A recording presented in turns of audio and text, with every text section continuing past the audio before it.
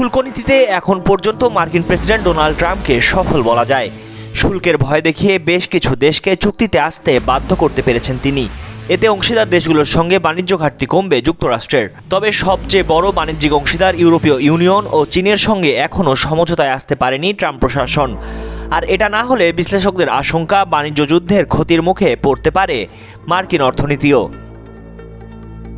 এরই মধ্যে 15% শুল্ক হারে জাপানের সঙ্গে চুক্তি শেষ করেছে যুক্তরাষ্ট্র। বিনিময়ে জাপানের কাছ থেকে আদায় করা হয়েছে $55,000 কোটি বিনিয়োগ। এছাড়া বিনা শুল্কে জাপানের বাজারে মার্কিন পণ্য প্রবেশাধিকার নিশ্চিত করেছেন ট্রাম্প। ধারণা করা হচ্ছে এতে দুই দেশের $7,000 কোটি বাণিজ্য ঘাটতি কমবে অনেকাংশে। যুক্তরাজ্যের সঙ্গেও শুল্ক হ্রাস করে চুক্তি সম্পন্ন করেছে ট্রাম্প প্রশাসন। চুক্তির আওতায় যুক্তরাজ্য প্রতি বছর 1 লাখ পর্যন্ত গাড়ি মাত্র 10% শুল্কে যুক্তরাষ্ট্রে রপ্তানি করতে পারবে, যা আগে ছিল 27.5%। এছাড়া ব্রিটিশ মহাকাশ শিল্পের ওপর আরোপিত সব আমদানি শুল্ক প্রত্যাহার করেছে যুক্তরাষ্ট্র। এদিকে যুক্তরাষ্ট্র আরোপিত বাড়তি শুল্ক কমানোর জন্য আলোচনা করছে বাংলাদেশের অন্তর্বর্তী সরকার। এই আলোচনায় নেতৃত্ব দিচ্ছে বাণিজ্য মন্ত্রণালয়।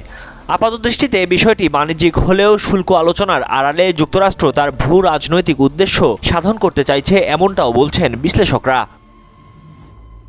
যুক্তরাষ্ট্র সরকারের প্রধান বাণিজ্য আলোচনাকারী সংস্থা ইউনাইটেড স্টেটস অ্যান্ড রিপ্রেজেন্টেটিভ বাংলাদেশকে আগামী 29 জুলাই তৃতীয় ও চূড়ান্ত দফার শুল্ক আলোচনায় বসার আমন্ত্রণ জানিয়েছে বলে জানান বাণিজ্য সচিব মাহবুবুর রহমান। এ বৈঠকে বাংলাদেশ দলের নেতৃত্ব দেবেন বাণিজ্য উপদেষ্টা শেখ বশিরউদ্দিন। বাণিজ্য সচিবের আশা, আলোচনার ফলে ট্রাম্প প্রশাসন বাংলাদেশের ওপর প্রযোজ্য 35% শুল্ক হ্রাস করতে পারে।